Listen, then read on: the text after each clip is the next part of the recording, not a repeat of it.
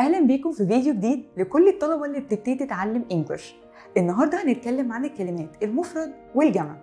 الكلمات المفرد هي اللي بتعبر عن حاجه واحده وبالانجلش يعني singular، والكلمات الجمع هي اللي بتعبر عن حاجات كتيره قوي ومعناها بالانجلش plural. يلا بينا نبدا درس النهارده، وزي ما احنا شايفين دلوقتي قدامنا مجموعتين كلمات وهما singular والبلورال. singular وبلورال. السنجلر هي الكلمات المفرده والبلورال هي الكلمات الجمع. السنجلر هي اللي بعبر بيها عن حاجه واحده بس، زي a teacher مدرس واحد، a teacher. a box بوكس او صندوق واحد. an umbrella شمسيه واحده. a hero بطل واحد. a city مدينه. a life حياه. an apple تفاحه. كل دي كلمات singular حاجه واحده بس. باجي بحط قبل الكلمات زي ما احنا فاكرين a او an، دول بنسميهم articles معناها ادوات اللي بنستخدمها قبل الكلمات السنجلر بس، اللي هي a او an.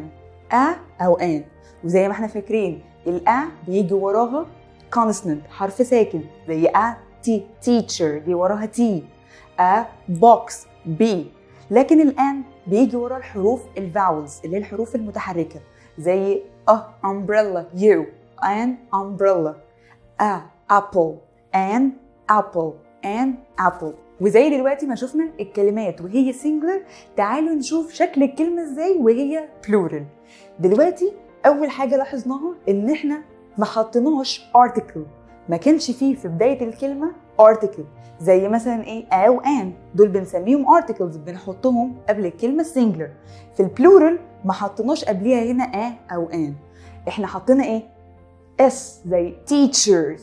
احنا عارفين ان اغلبيه الكلمات البلورال بتكون النهايه بتاعتها ايه اس، زي teachers زي umbrellas. هنا حطينا اغلبيتها ايه اس.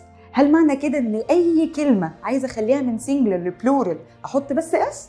لا، في نهايات تانية زي IES زي ES زي VES.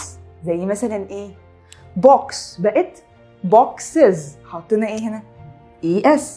طيب city حطينا ايه IES بقت cities مدن كتير. هنا life بقت lives حطينا VES. ودلوقتي احنا عرفنا ان البلورال او الكلمات الجمع ليها اكتر من نهايه زي الاس والاي اس والاي اس والفي اس. طب انا امتى اقرر امتى احط الاس، امتى احط الاي اس، امتى احط الاي اس، امتى احط الفي اي اس؟ تعالوا نشوف مع بعض. ودلوقتي زي ما عرفنا ان علشان نحول الكلمه من singular لبلورال بنحط لها نهايات معينه زي ما احنا قلنا زي الاس والاي اس والاي اس وفي اي اس. تعالوا نعرف كل واحدة بنستخدمها امتى وازاي. لازم تبقوا عارفين ان الكلمات اغلبيتها بنحط لها اس علشان نحولها من singular لبلورال، زي كلمة girl لما باجي بجمعها بحط لها اس زيادة تبقى girls. طيب امتى بحط الاي اس؟ لو الكلمة نهايتها فيها ch sh x او s او z. لو في الكلمة نهايتها نهاية من دول بنحط ES زي كلمة فوكس ثعلب. فوكس هنا آخرها إيه؟ X، فبنقوم حاطين لها ES زيادة فبقت foxes. كده خليناها plural. طيب تعالوا نجمع كلمة تانية زي كلمة dish طبق. dish هنا آخرها إيه؟ SH، فلما أجي هجمعها أو أخليها plural هحط إيه؟ ES فهتبقى dishes. هنيجي على كلمة match. دلوقتي الكلمة دي آخرها إيه؟ CH، فلما هاجي هجمعها هحط لها ES فهتبقى matches. طيب إمتى برضو أحط ES؟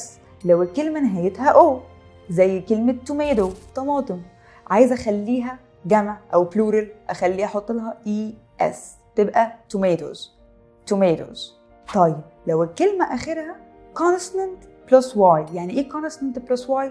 يعني حرف ساكن بعديها حرف y، زي كلمة cherry اخرها هنا ايه y. الار هنا consonant او حرف ساكن وبعد كده y. بعمل ايه؟ بشيل الواي واحط IES فبقت cherries cherries. طيب لو الكلمة آخرها F زي كلمة wolf، بشيل الأف وأحط VES، فجمع كلمة wolf بتبقى wolves wolves. وهل بقى كل الكلمات عشان أحولها من singular لبلورال ليها قواعد وليها نفس النهايات، ولا في كلمات مختلفة أو كلمات شاذة؟ الكلمات دي بنسميها كلمات irregular، يعني ملهاش قواعد أو ملهاش نهايات ثابتة. طب زي إيه؟ زي كلمة man رجل، لما أجي هجمعها هقول عليها men men. أنا هنا ما حطيتش ولا نهاية من اللي احنا متفقين عليهم، لا دي كلمات irregular أو كلمات ملهاش قواعد ثابتة. طيب لو عايزة أجمع كلمة زي كلمة woman امرأة woman، هجمعها هقول عليها إيه؟ women women.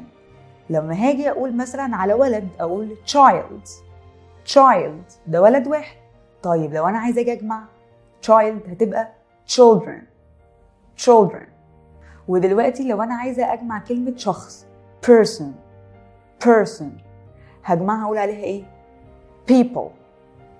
people دي معناها أكتر من شخص. ولازم نكون عارفين إن الكلمات دي بتتحفظ زي ما هي عشان هي ملهاش قاعدة ثابتة. كلمة مثلا زي tooth لما أجي هجمعها teeth. كلمة زي foot لما هاجي هجمعها هتبقى feet. كلمة زي mouse طب لما هاجي هجمعها هتبقى mice. في الفيديو ده عرفنا نفرق بين الكلمات السينجلر والبلورال. أتمنى تكونوا استفدتوا، وخليكوا دايما واثقين إن كل خطوة بتتعلم فيها معلومة جديدة مستواك في اللغة بيتحسن وثقتك في نفسك كمان بتزيد وانت بتتكلم. نتقابل في الفيديو اللي جاي إن شاء الله ومعلومة جديدة ودرس جديد. باي. كونسبت اتعلم إنجليزي صح.